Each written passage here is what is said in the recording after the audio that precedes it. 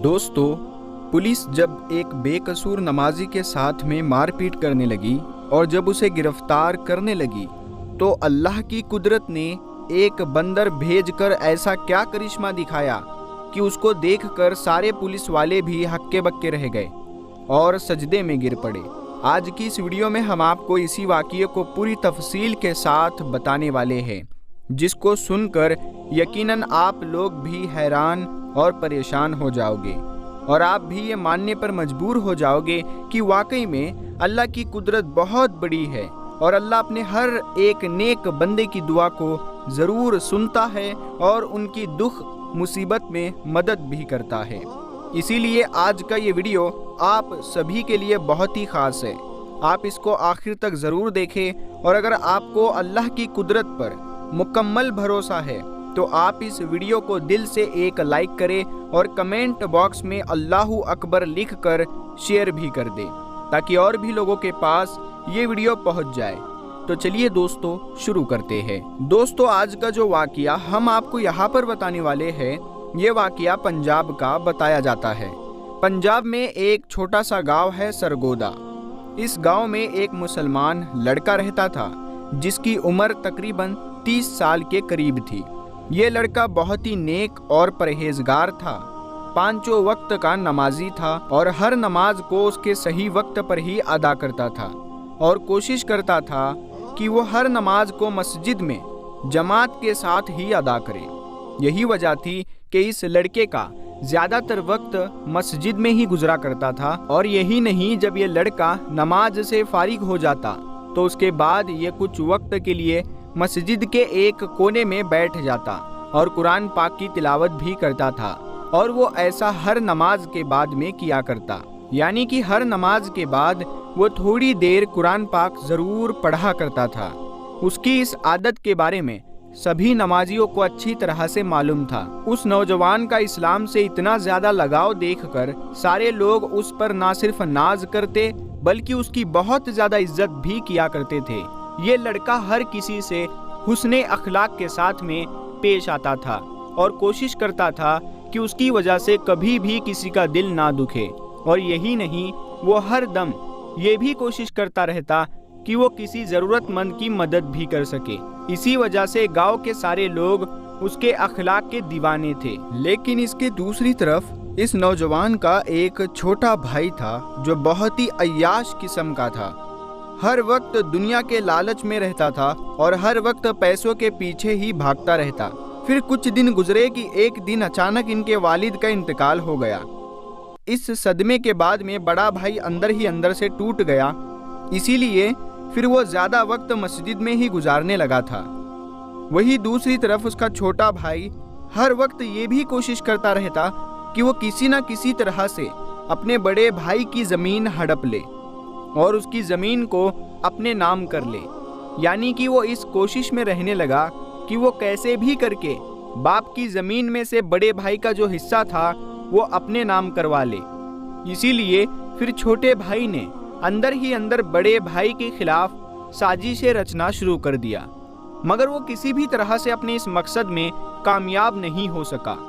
दोस्तों, उसके बाद जब छोटे भाई की तमाम कोशिशें बेकार हो गई तो फिर एक दिन छोटे भाई ने सोचा कि क्यों ना वो इसके लिए अपने बड़े भाई की सबसे पसंदीदा चीज़ यानी कि मस्जिद का इस्तेमाल करे। इसीलिए फिर वो सोचने लगा कि वो अपने बड़े भाई को मस्जिद के ही किसी काम में फंसवा दे। फिर छोटे भाई ने एक प्लान बनाया कि वो किसी न किसी तरह से अपने बड़े भाई को मस्जिद की चोरी में फंसा दे, जिससे वो मस्जिद में जाने से रुक जाएगा।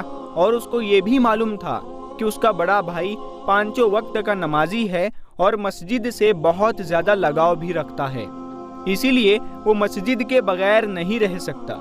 इसी वजह से फिर छोटे भाई ने सोचा कि अगर वो अपने बड़े भाई को मस्जिद में जाने से रोक देता है तो फिर वो उसके बदले में ज़मीन का मुतालबा कर सकता है और यकीनन बड़ा भाई नमाज और मस्जिद को अहमियत देते हुए उसको वो अपनी ज़मीन दे देगा। फिर छोटे भाई ने एक मंसूबा तैयार किया। ज़मीन हासिल करने के लालच ने छोटे भाई को अंधा कर दिया था, इसीलिए फिर उस बदबख्त ने रात के अंधेरे में मस्जिद का कुछ कीमती सामान चुरा लिया यानी कि उसने मस्जिद में चोरी कर डाली। उसने मस्जिद का कुछ कीमती सामान उठाया और अपने घर ले आया और उस चोरी किए हुए सामान को उसने अपने घर में एक खुफिया जगह पर छुपा दिया और फिर पुलिस वालों के पास में जाकर अपने भाई पर इल्ज़ाम लगा दिया और कहने लगा कि हमारी मस्जिद में चोरी हो गई है और मस्जिद का सामान चुराने वाला कोई और नहीं बल्कि उसका ही बड़ा भाई है। इधर दूसरी तरफ बेचारे बड़े भाई को इसके बारे में कुछ नहीं मालूम था। वो वैसे ही मस्जिद में जा रहा था और सच्चे दिल से अल्लाह की इबादत कर रहा था और वैसे ही अल्लाह के सामने गिड़गिड़ाकर दुआएं भी मांगता था। वो अपनी हर दुआ में कहता कि ऐ अल्लाह, मुझे हर मुश्किल से निजात दे। अगर मैं कभी किसी बड़ी मुसीबत में फंस जाऊं तो तू मेरी गैब से मदद फरमाना। बड़ा भाई हर नमाज के बाद ये दुआ ज़रूर किया करता था। दोस्तों, जैसा कि हमने आपको पहले ही बताया है कि चोरी के बाद में छोटे भाई ने उसका इल्ज़ाम बड़े भाई पर लगा दिया था। इसीलिए फिर अगले रोज़ बड़ा भाई नमाज के लिए मस्जिद की तरफ जा रहा था तो पुलिस उसको ढूंढते ढूंढते उसके पास आ पहुंची और मस्जिद के दरवाजे पर पहुंचकर पुलिस के लोगों ने उस नौजवान से कहा कि तुम्हें गिरफ्तार किया जाता है।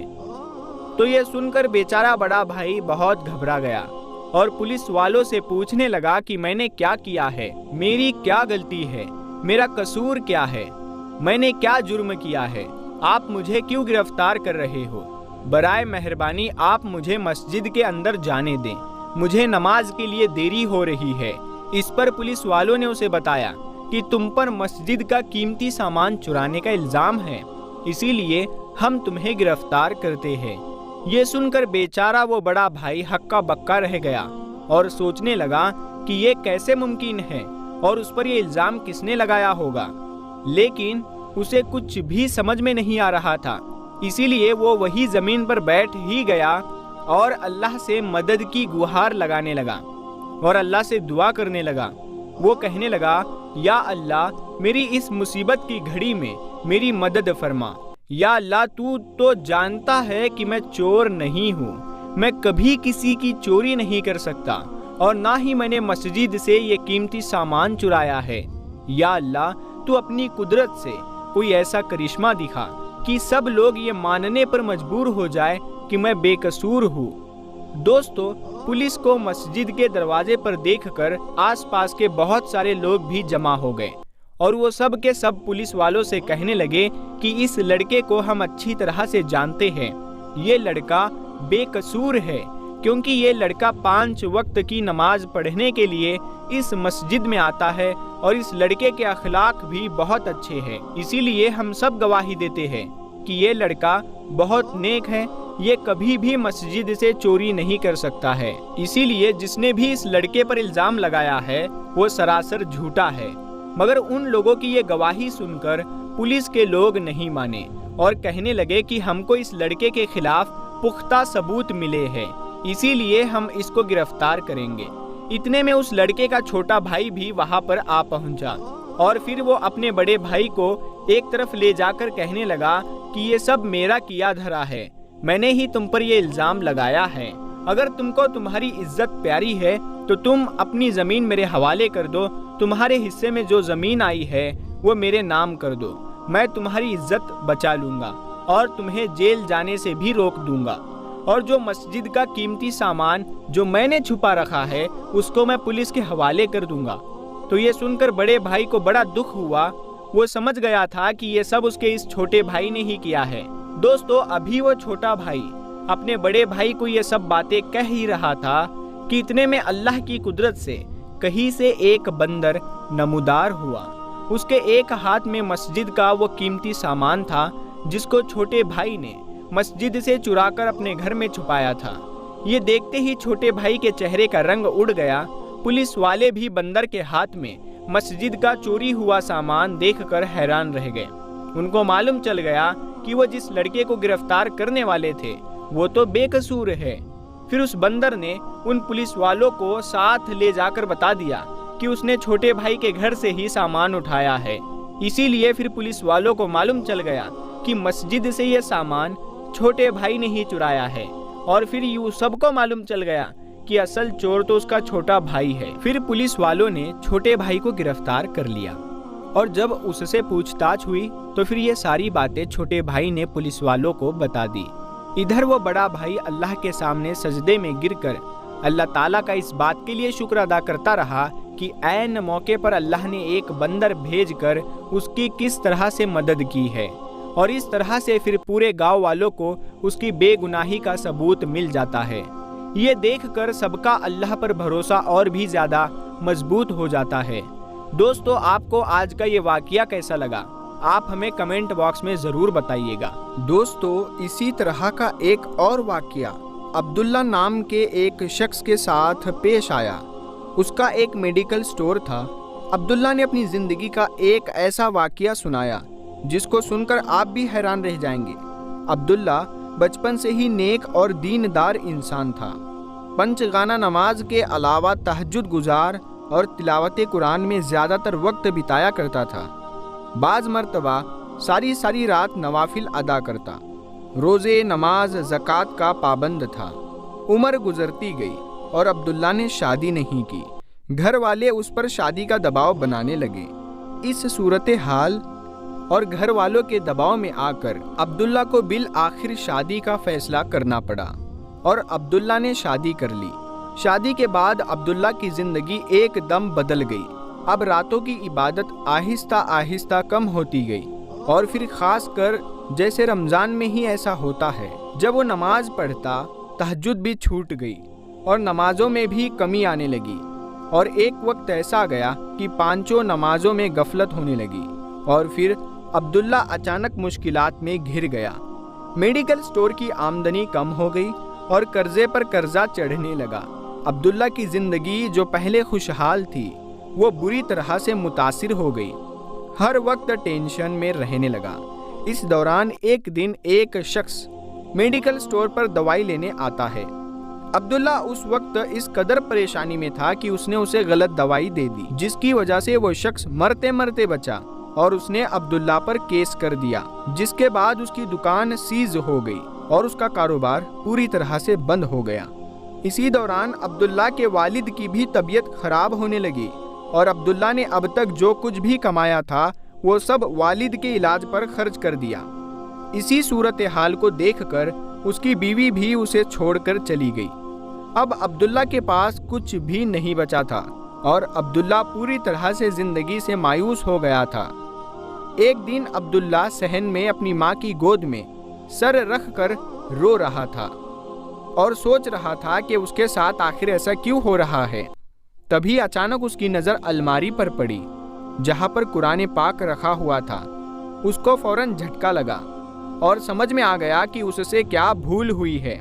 وہ فوراً اٹھا، وضو کیا، نماز ادا کی، سجدے میں گرا، معافی مانگتا رہا، روتا رہا کہ یا اللہ، مجھ سے بہت بڑی غلطی ہو گئی کہ میں نے ساری عمر تیری محبت میں گزاری، تیری عبادت میں گزاری، اور دنیا داری میں ایسا کھو گیا کہ تجھے ہی بھول گیا۔ اس کے بعد اس نے دوبارہ پنج گانہ نماز پڑھنا شروع کر دی، اور تہجد اور تلاوت قرآن بھی کرنے لگا، اور ہر رات اپنی غلطی پر اللہ سے معافی مانگنے لگا۔ پیارے دوستو، ابھی صرف 9 ہی دن گزرے ہوئے تھے کہ تبھی اس کے گھر میں وہ شخص آتا ہے جسے عبداللہ نے غلط دوائی دی تھی۔ وہ شخص کہنے لگا، تم نے مجھے جو دوائی دی تھی اس سے میری طبیعت تو ضرور بگڑی تھی، مگر میری جو بیماری تھی وہ کرشماتی طور پر اسی دوائی سے دور ہو گئی، اور تم پر کیا ہوا کیس اب میں واپس لے رہا ہوں۔ اس کے بعد دوستو، عبداللہ کو اس کی دکان واپس مل گئی، یعنی عبداللہ نے اپنا میڈیکل سٹور واپس حاصل کر لیا، اور آمدنی بھی پہلے سے زیادہ بڑھنے لگی۔ اس نے اپنے والد کا علاج بھی کروایا، اور اس کی بیوی بھی واپس آ گئی۔ پیارے دوستو، جو کچھ ہوتا ہے وہ اللہ کی مرضی سے ہوتا ہے۔ اگر کچھ اچھا ہو رہا ہے تو وہ اللہ کی مرضی سے ہو رہا ہے، اگر کچھ برا ہو رہا ہے تو یہ ہمارے گناہوں کی وجہ سے ہو رہا ہے۔ تو ہر انسان کو چاہیے کہ وہ ہر وقت اپنے گناہوں کی معافی مانگتا رہے، ہر وقت استغفار کرتا رہے، اور نماز کی پابندی کرتا رہے۔ جو شخص نماز نہیں پڑھتا تو ایسے شخص کی زندگی میں بہت مسئلے، بہت پریشانیاں آ جاتی ہے، اور جو نمازی ہوتا ہے اور نمازی ہونے کے ساتھ ساتھ اس کا دل نرم ہوتا ہے، وہ تکبر سے پاک ہوتا ہے، وہ حسد اور جلن سے پاک ہوتا ہے، وہ کسی کے بارے میں کچھ غلط خیال نہیں رکھتا، وہ صرف اللہ کی ذات پر بھروسہ رکھتا ہے، وہ ایک ایسے زندگی گزارتا ہے جیسے ایک اللہ کا ولی زندگی گزارتا ہے، وہ تکلیف دینے والوں کو بھی دعائیں دیتا ہے۔ تو ایسے انسان کے ساتھ اللہ تبارک و تعالیٰ کی رحمت ہوتی ہی ہے، اور اللہ تبارک و تعالیٰ ایسے انسان کو ہی کامیاب کرتا ہے۔ تو یاد رکھے دوستو، ہمیشہ اچھا سوچے، ہمیشہ اچھا سوچے، اپنے بارے میں اچھا سوچے، اوروں کے بارے میں اچھا سوچے۔ جو اپنے لیے پسند کرو وہی دوسروں کے لیے بھی پسند کرو، اور جو جیسا گمان کرتا ہے اللہ تعالیٰ اسے وہی عطا فرماتا ہے۔ تو اپنا گمان اچھا رکھو، اپنے گناہوں سے معافی مانگتے رہا کرو۔ اللہ تعالیٰ بڑا رحیم و کریم ہے، ہمارے گناہوں کو معاف کرے گا۔ کسی انسان کے گناہ معاف ہونے لگتے ہیں تو اس انسان کی زندگی میں خوشیاں آنے لگتی ہے، اس انسان کی زندگی میں سکون آنے لگتا ہے، بھلے ہی اس کے پاس نعمتیں زیادہ نہ ہو، بھلے ہی اس کے پاس دولت زیادہ نہ ہو، لیکن اس کے جو کمائی ہوتی ہے، جو تھوڑی ہی کیوں نہ ہو، اس میں برکت ہوتی ہے، اس میں سکون ہوتا ہے۔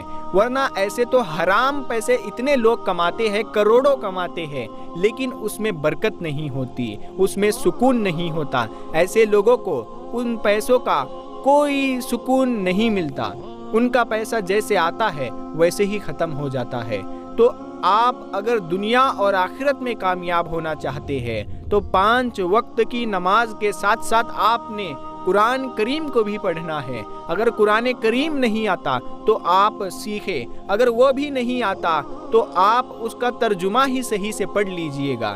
آپ کو جس لینگویج میں چاہیے اس لینگویج میں قرآن کریم مل جائے گا، آپ کم سے کم اس کا ترجمہ تو پڑھ لیجئے، دیکھیے تو صحیح اللہ تبارک و تعالی ہم سے کیا کہنا چاہتا ہے۔ پیارے دوستو، ہم امید کرتے ہیں کہ آپ کو آج کی ہماری یہ ویڈیو پسند آئی ہوگی۔ اس ویڈیو کو اپنے دوستوں رشتہ داروں میں ضرور شیئر کریں۔ ہم ملتے ہیں اگلی ویڈیو میں، تب تک کے لیے السلام علیکم، اللہ حافظ۔